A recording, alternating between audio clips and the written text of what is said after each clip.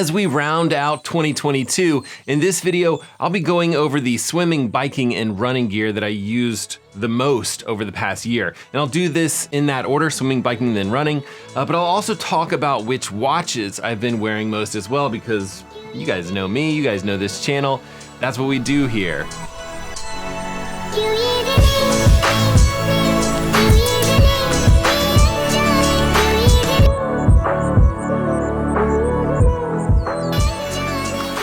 So let's just jump right into it with swimming gear. I wear cheap swim jammers from Swim Outlet. I think the brand is called Sporty. They wear out really quickly, but they're super affordable and they work really well, so it works for me. As far as goggles go, I've been wearing the Magic 5 goggles for a while now, and I just don't see myself changing anytime soon. And then when it comes to open water swimming, I use a Roka Maverick Pro wetsuit. Roka, they make good stuff, but they're an odd company because they used to make a lot of triathlon stuff, and it seems like they're mostly making sunglasses these days.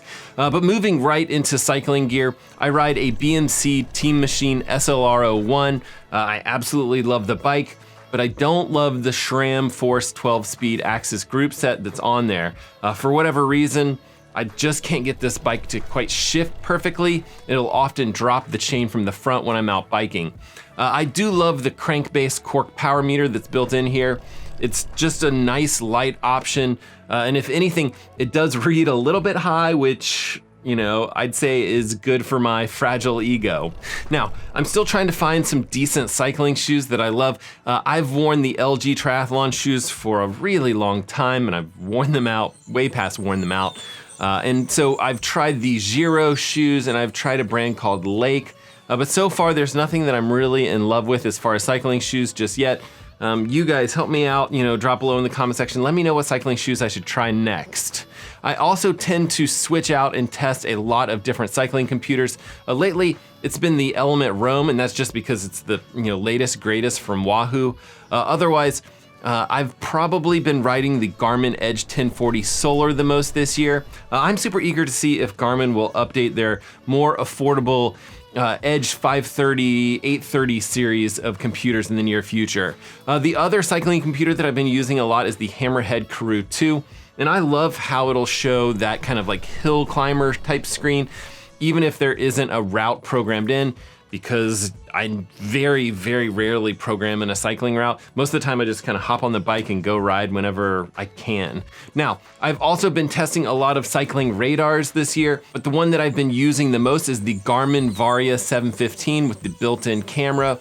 The extra weight isn't really a huge deal for me. I like the idea of just recording vehicles passing just in case anything should happen. And I've also been rocking these Pirelli P0 tubeless tires. They've been great as far as flats go. These are size 28, and they've been very comfortable. I would say in general, over the past few years, I've been kind of aiming my cycling to be more comfortable as opposed to fast. The saddle on here is just kind of whatever came stock with the BMC. I think it's a physique saddle. Moving on to running, I did have Achilles surgery in April this past year, so a lot of the year has just been spent recovering from that particular surgery.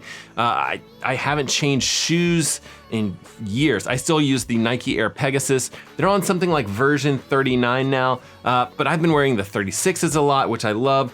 I haven't loved the 37s as much, but perhaps that's something I should switch out as well. Now, moving on to the watches, which, maybe that's what you guys are most curious about. But the truth is, I wear a ton of different watches because I'm always testing different things out. And the Garmin Epix watch is a watch that I wore a lot over this past year. I love it because it's got a bright AMOLED screen. And considering that screen, it still has a decent battery life of about 4 to 6 days. And then when Garmin released their Forerunner 255 and 955 series watches, I found myself wearing those watches, interchangeably because, I didn't want to miss that morning report that they provide. Now, recently, Garmin has released a software update for the Fenix series devices. So that's like the Fenix 7, the Epix, and the Enduro 2, the Tactics, all those watches that are kind of Fenix watches. They all have that morning report now, so it's not as big a deal as it was before. And lately, I've actually been wearing the Garmin Enduro 2 a lot because I've yet to review this particular watch on this channel, and I'd like to make a video about my experiences with this particular watch. But I have 2 wrists, so if you've been paying close attention to what's on both of my wrists throughout the year, you've probably noticed that I've been wearing some sort of Apple Watch as well.